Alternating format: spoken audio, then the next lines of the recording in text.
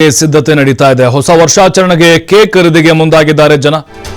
ಜಿಲ್ಲೆಯ ಬೇಕರಿಗಳಲ್ಲಿ ಕೇಕ್ ಖರೀದಿಗಾಗಿ ಮುಗಿ ಬಿದ್ದು ಬಿಟ್ಟಿದ್ದಾರೆ ಜನ. ಕೇಕ್ಗಳ ಗುಣಮಟ್ಟ ಕಾಪಾಡೋಕೆ ಇಲಾಖೆಯವರು ಸೂಚನೆ ಕೊಟ್ಟಿದ್ದಾರೆ.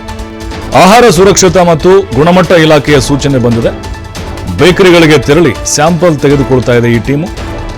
ಯಾಕಂದ್ರೆ ಇದೇ ಒಳ್ಳೆ ಟೈಮ್ ಅನ್ಕೊಂಡು ಯಾವುದೋ ಸ್ಟಾಕು ಅಥವಾ ಏನೋ ಕೆಮಿಕಲ್ ಮಿಕ್ಸು ಮಾಡಿಕೊಂಡು ಮಾರುವಂತಹ ಎಷ್ಟೋ ಬೇಕರಿಗಳನ್ನು ನಾವು ನೋಡಿದ್ದೇವೆ, ಲಾಭ ಮಾಡಿಕೊಳ್ಬೇಕು ಅಂತ. ಆದರೆ ಈಗ ಇಲಾಖೆಯವರು ಕೂಡ ಬಹಳ ಕಟ್ಟುನಿಟ್ಟಿನ ಸೂಚನೆಗಳನ್ನು ಕೂಡ ಕೊಟ್ಟಿದ್ದಾರೆ. ಆಹಾರ ಇಲಾಖೆ ಅಧಿಕಾರಿಗಳು ಸ್ಯಾಂಪಲ್ ಕೂಡ ತೆಗೆದುಕೊಂಡಿದ್ದಾರೆ. ವಿವಿಧ ಬೇಕರಿಗಳಿಗೆ ಹೋಗಿದ್ದಾರೆ. ಇಲಾಖೆ ಅಧಿಕಾರಿ ಅಲಕಾನಂದ ನೇತೃತ್ವದಲ್ಲಿ ತಪಾಸಣೆ ನಡೆದಿದೆ. TV5ಗೆ ಕೊಪ್ಪಳ ಆಹಾರ ಇಲಾಖೆ ಅಧಿಕಾರಿಗಳು ಕೆಲವು ಮಾಹಿತಿಗಳನ್ನು ಕೊಟ್ಟಿದ್ದಾರೆ.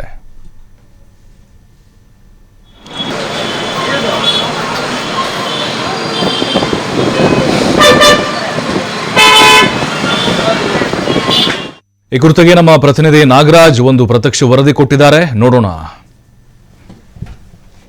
ಹೊಸ ವರ್ಷ ಆಚರಣೆ ಮಾಡಲು ಸ್ವತಃ ಇವತ್ತು ನಾಡಿನ ಜನತೆ ಸನ್ನದ್ಧರಾಗಿರುತ್ತದೆ. ಅದರ ಜೊತೆಗೆ ಹೊಸ ವರ್ಷ ಆಚರಣೆ ಮಾಡ್ಬೇಕಂದ್ರೆ ನಿಜವೂ ಕೂಡ ಜನರಿಗೆ ಅದು ಕೇಕ್ ಕಟ್ ಮಾಡೋ ಮೂಲಕ ಹೊಸ ವರ್ಷವನ್ನ ಆಚರಣೆ ಮಾಡೋದು ಸಾಮಾನ್ಯ. ಈ ಕಾರಣಕ್ಕಾಗಿ ಸ್ವತಃ ಇದೀಗ ಕೊಪ್ಪಳ ಜಿಲ್ಲೆಯಲ್ಲಿ ಬೇರೆ ಬೇರೆ ವಿವಿಧ ರೀತಿಯಿಂದ ಬೇರೆ ಬೇರೆ ಒಂದು ಬೇಕರಿಗಳಲ್ಲಿ ಕೇಕ್ ಅನ್ನ ತಯಾರಾಗ್ತಾ ಇದೆ. ಆದ್ರೆ ಕೇಕ್ ಎಷ್ಟರ ಮಟ್ಟಿಗೆ ಸುರಕ್ಷಿತ ಎನ್ನುವ ನಿಟ್ಟಿನಲ್ಲಿ ಸ್ವತಃ ಆಹಾರ ಸುರಕ್ಷತೆ ಮತ್ತು ಗುಣಮಟ್ಟ ಅಧಿಕಾರಿಗಳು ಪ್ರತಿಯೊಂದು ಬೇಕರಿಗೆ ಹೋಗಿ ಅದು ಶಾಂಪಲ್ ಪಡಿತಾರೆ. ಅಂದ್ರೆ ಕೆಲವಷ್ಟು ನೈಸರ್ಗಿಕ ಬಣ್ಣ ಬಳಸಿ ಕೇಕ್ ಅನ್ನು ತಯಾರು ಮಾಡ್ತಾ ಇರ್ಬೋದು ಅಥವಾ ಕೆಮಿಕಲ್ ಬಣ್ಣನ ತಯಾರಿಸಿ ಏನಾದ್ರು ಇವ್ರು ಕೇಕ್ ಅನ್ನು ತಯಾರು ಮಾಡ್ತಾರೆ ಅಂತೇಳಿ ಪ್ರತಿಯೊಂದು ಏನು ಆಹಾರ ಸುರಕ್ಷತಾ ಮತ್ತು ಗುಣಮಟ್ಟ ಇಲಾಖೆ ಅಧಿಕಾರಿಗಳು ಹೋಗಿ ಆ ಶಾಂಪಲ್ ಅನ್ನ ಕಲೆಕ್ಟ್ ಮಾಡ್ತಾರೆ. ನಾವು ದೃಶ್ಯ ನೋಡ್ತಾ ಇರ್ಬೋದು. ಇದು ಕೊಪ್ಪಳ ನಗರದಲ್ಲಿರುವಂತಹ ಬೇಕರಿ ಅಂತ ಹೇಳ್ಬೋದು. ಈಗ ಕೆಲವಷ್ಟು ಅಂದ್ರೆ ಆಹಾರ ಸುರಕ್ಷತೆ ಮತ್ತು ಗುಣಮಟ್ಟ ಇಲಾಖೆ ಅಧಿಕಾರಿಗಳು ಬಂದು ಪ್ರತಿಯೊಂದು ಬೇಕರಿಗೆ ಹೋಗಿ ಅಲ್ಲಿ ಆ ಕೇಕ್ ಗಳನ್ನ ಏನಾದ್ರು ಶಾಂಪಲ್ ಅನ್ನು ಪಡೆದು ಇಲ್ಲಿ ಅಂದ್ರೆ ನೈಸರ್ಗಿಕ ಬಣ್ಣವನ್ನ ಬಳಸಿ ಏನಾದ್ರು ಏನಾದ್ರು ಕೇಕ್ ತಯಾರು ಮಾಡ್ತಾ ಇದಾರೆ ಅಥವಾ ಏನ್ ಕೆಮಿಕಲ್ ಬಣ್ಣವನ್ನ ಏನು ಹಾಕಿ ಮಾಡ್ತಾ ಇದಾರೆ ಅಂತೇಳಿ ಇವತ್ತು ಅಂದ್ರೆ ಶಾಂಪಲ್ ಅನ್ನು ಕಲೆಕ್ಟ್ ಮಾಡಿರ್ತದೆ. ಜೊತೆಗೆ ಏನಂತಂದ್ರೆ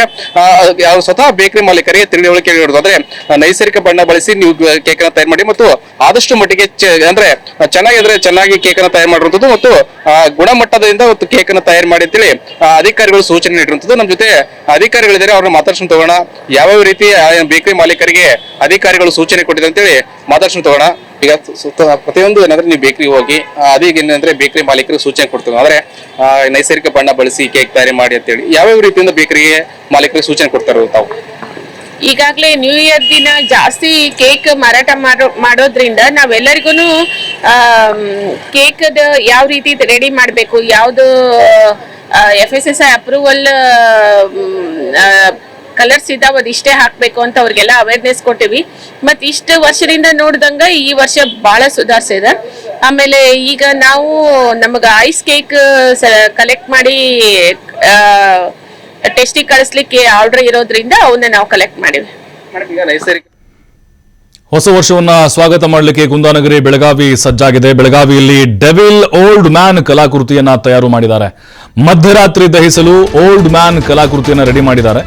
ನೋಡಿ, ಒಂದೊಂದು ಕಡೆ ಒಂದೊಂದು ರೀತಿ ಆಚರಣೆ. ಕೆಲವೊಬ್ರು ಕೇಕ್ ಕಟ್ ಮಾಡೋದು ಮಾಡ್ತಾರೆ, ಕೆಲವೊಬ್ರು ಸೆಲೆಬ್ರೇಷನ್ ಮಾಡ್ತಾರೆ, ಡ್ಯಾನ್ಸ್ ಮಾಡ್ತಾರೆ, ಅಂದರೆ DJ ಸೌಂಡ್ಗೆ ಹೆಜ್ಜೆ ಹಾಕ್ತಾರೆ, ಕೆಲವೊಬ್ರು ಎಣ್ಣೆ ಪಾರ್ಟಿ ಮಾಡ್ತಾರೆ. ಇವರು ನೋಡಿ ಆ ಕಹಿ ಘಟನೆಗಳನ್ನು ಮರೀಲಿಕ್ಕೆ ಓಲ್ಡ್ ಮ್ಯಾನ್ ಕಲಾಕೃತಿಯನ್ನು ಮಾಡಿದ್ದಾರೆ. ಅಂದರೆ ಅದರಲ್ಲಿ ಹಲವು ಕಹಿ ಘಟನೆಗಳು ತುಂಬಿದಾವೆ ಅಂತೇಳಿ. ಕ್ಯಾಂಪ್ ಪ್ರದೇಶದ ಗೌಳಿಗಲ್ಲಿಯಲ್ಲಿ ತಲೆ ಎತ್ತಿದ ಗೊಂಬೆ ಇದು. ಬಹಳ ಗಮನ ಸೆಳೀತಾ ಇದೆ ಇದು. ಅಂದರೆ ಹಳೆಯ ಕಹಿ ಘಟನೆಗಳನ್ನು ನಾವು ಮರೆತು ಅಥವಾ ಅದನ್ನು ದಹಿಸಿ ಅದನ್ನು ಸುಡೋಣ, ಆ ನೆನಪುಗಳೆಲ್ಲವೂ ಕೂಡ ನಮಗೆ ಮರೆತು ಹೋಗಲಿ, ಹೊಸ ಬದುಕನ್ನು ಕಟ್ಕೊಳ್ಳೋಣ, ಹೊಸ ವರ್ಷ ಕಾಲಿಡ್ತಿದ್ದೀವಿ, ಹೊಸ ಕನಸುಗಳನ್ನು ಕಾಣೋಣ ಅನ್ನುವಂಥ ಒಂದು ಸಂದೇಶವನ್ನು ಕೊಡ್ತಾರೆ ಇದನ್ನು ದಹಿಸುವ ಮೂಲಕ.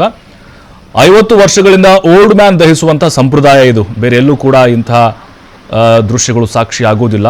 ಬಟ್ ಬೆಳಗಾವಿಲಿ ಪ್ರತಿ ಬಾರಿ ಕೂಡ ನಾವು ನೋಡಿದ್ರೆ ಬೇರೆ ಬೇರೆ ರೀತಿಯ ಕಲಾಕೃತಿಗಳನ್ನು ಅವರು ರೆಡಿ ಮಾಡ್ತಾನೆ ಇರ್ತಾರೆ. ಇನ್ನು ಈ ಬಗ್ಗೆ ನಮ್ಮ ಪ್ರತಿನಿಧಿ ಶ್ರೀಧರ್ ಪ್ರತ್ಯಕ್ಷ ವರದಿ ಕೊಟ್ಟಿದ್ದಾರೆ, ನೋಡೋಣ. ಬೆಳಗಾವಿಯಲ್ಲಿ ಅದ್ದೂರಿಯಾಗಿ ಹೊಸ ವರ್ಷದ ಸಂಭ್ರಮಾಚರಣೆಗೆ ಎಲ್ಲ ರೀತಿಯ ಸಿದ್ಧತೆ ಆಗಿದೆ. ಈಗ ನಾವು ಬೆಳಗಾವಿಯ ಕ್ಯಾಂಪ್ ಪ್ರದೇಶದಲ್ಲಿರ್ತಕ್ಕಂಥ ಛತ್ರಪತಿ ಶಿವಾಜಿ ಮಾರ್ಗದಲ್ಲಿದೆ ನಾನು ತೋರಿಸ್ತಾ ಇದ್ದೀವಿ. ಪ್ರಮುಖವಾಗಿ ಬೆಳಗಾವಿ ಅಂದರೆ ಓಲ್ಡ್ ಮ್ಯಾನ್ ಅನ್ನು ದಹಿಸುವ ಮೂಲಕ ಏನು ಹೊಸ ವರ್ಷವನ್ನು ಸ್ವಾಗತ ಮಾಡುವಂಥ ಒಂದು ಸಂಪ್ರದಾಯ ಇದೆ. ಕಳೆದ 100 ವರ್ಷಗಳಿಂದ ಒಂದು ಐತಿಹಾಸಿಕ ಸಂಪ್ರದಾಯ ಬೆಳಗಾವಿಯಲ್ಲಿ ಇರ್ತಕ್ಕಂಥದ್ದು.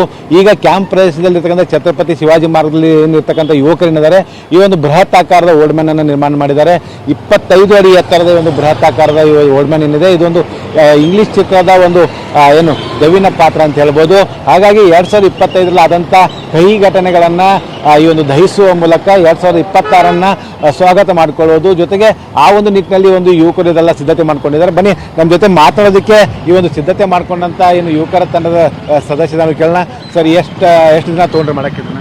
ಸರ್, ಒಂದು 8 ದಿವಸ ಹತ್ತೈತೆ ರೀ ಮಾಡಕ್ಕೆ. ಒಂದು 10 ಮಂದಿ ಹುಡುಗರು ಇದ್ದಾರೆ ಸರ್. ಟೀಮ್ ಹುಡುಗರು ಎಲ್ಲ ಹೆಂಗಿದ್ದಾರೆ ಸರ್? ಹಾಂ, ಸ್ಟ್ರೇಂಜರ್ ಥಿಂಗ್ ಮೂವಿ ಐತೆ ಸರ್. ಯಾವ ಮೂವಿ ಇದು? ಸ್ಟ್ರೇಂಜರ್ ಥಿಂಗ್ ಮೂವಿದು ಕ್ಯಾರೆಕ್ಟರ್ ಅಂತ ಸರ್. ಅದು ಫುಲ್ ಹೆವಿಲಿ ಭಯಾನಕವಾದ ದೆವ್ವ ಇದೆ ಸರ್. ಅದು ಪೂರ ಕಟ್ಕಿನಲ್ಲಿ ಇದೆ. ಹಾಂ ಸರ್. ಸೊ ಇವತ್ತು ರಾತ್ರಿ ಸೆಲೆಬ್ರೇಷನ್ ಹೇಗಿರುತ್ತೆ? ಎಷ್ಟು ಗಂಟೆಗೆ ಸ್ಟಾರ್ಟ್ ಆಗುತ್ತೆ? ಏನೆಲ್ಲ ಮ್ಯೂಸಿಕ್ ಇರುತ್ತಾ? ಏನೆಲ್ಲ ಇರುತ್ತೆ ಸರ್? 8 ಗಂಟೆಗೆ ಚಾಲು ಆಗುತ್ತೆ ಸರ್. 12 ಗಂಟೆಗೆ ಸುಡುತ್ತೆ. ಹಾಂ ಸರ್. ಮ್ಯೂಸಿಕ್ ಎಲ್ಲ ಇರುತ್ತೆ ಸರ್. ಹಾಂ ಸರ್. ಹಾಂ, ಸಿಸ್ಟಮ್ ಅದು. ಹಾಂ ಸರ್. ಅಂದರೆ ನ್ಯೂ ಇಯರ್ ಇದೊಂದು ಸ್ಪೆಷಲ್ ಅಂತ ಹೇಳ್ತಾರೆ. ಹಾಂ ಸರ್, ಇದು ನಾವು ಮಾಡಿದಲ್ಲ, ಇದು ಎಲ್ಲ ಟೀಮ್ ವರ್ಕ್ ಎಲ್ಲ ಓಕೆ ಇದೆ ಸರ್. ಮತ್ತು ಈಗ ಸ್ವಲ್ಪ ಕೆಲಸ ಇದೆ, ಅದು ಮುಗಿದ್ಕೂಡೇ ಸರ್ ಫಿನಿಶಿಂಗ್ ವರ್ಕ್ ಮಸ್ತ್ ಆಗುತ್ತೆ ಮತ್ತೆ ಒಂದು ಸ್ವಲ್ಪ. ಸೊ ಇದು ಏನಂದ್ರೆ ಕ್ಯಾಂಪ್ ಪ್ರದೇಶದ ಛತ್ರಪತಿ ಶಿವಾಜಿ ಮಾರ್ಗದಲ್ಲಿ ಮಾಡಿದಂಥ ಒಂದು ಬೃಹತ್ ಆಕಾರದ ಒಂದು ದವಿನ ಪಾತ್ರ ಅಂತ ಹೇಳ್ಬೋದು. ಇದರ ಜೊತೆಗೆ ಇನ್ನೊಂದು ಏನು ಇಂಥದ್ದೇ ಒಂದು ಆಕಾರದ ಮೂರ್ತಿಯನ್ನು ನಿರ್ಮಾಣ ಮಾಡಲಾಗಿದೆ. ಅದನ್ನು ಕೂಡ ನಾನು ನಿಮ್ಗೆ ತೋರಿಸ್ತೀವಿ. ಅಂದರೆ ಅಲ್ಲಿ ಕೂಡ ಒಂದು ಹೊಸ ವರ್ಷ ಸಂಭ್ರಮಾಚರಣೆಯ ಏನು ಯಾವ ರೀತಿ ಇರುತ್ತೆ ಅನ್ನೋ ಜೊತೆಗೆ ಪ್ರತಿ ವರ್ಷ ಕೂಡ ಇಲ್ಲಿ ನ್ಯೂ ಇಯರ್ ಬಂದರೆ ರಾತ್ರಿ ಪೂರ್ತಿ ಇಡೀ ಜನ ಈ ಒಂದು ರಸ್ತೆಯಲ್ಲಿ ಸೇರ್ತಾರೆ. ಈ ಛತ್ರಪತಿ ಶಿವಾಜಿ ಮಾರ್ಗ ರಸ್ತೆಯಲ್ಲಿ ಸೇರಿ ಮ್ಯೂಸಿಕ್ಗೆ ಒಂದು ಹೆಜ್ಜೆ ಹಾಕುವ ಮೂಲಕ ಈ ಒಂದು ಓಲ್ಡ್ ಮ್ಯಾನ್ ಅನ್ನು ದಹಿಸಿ ಏನು ಹೊಸ ವರ್ಷವನ್ನು ಸ್ವಾಗತ ಮಾಡ್ತಾರೆ.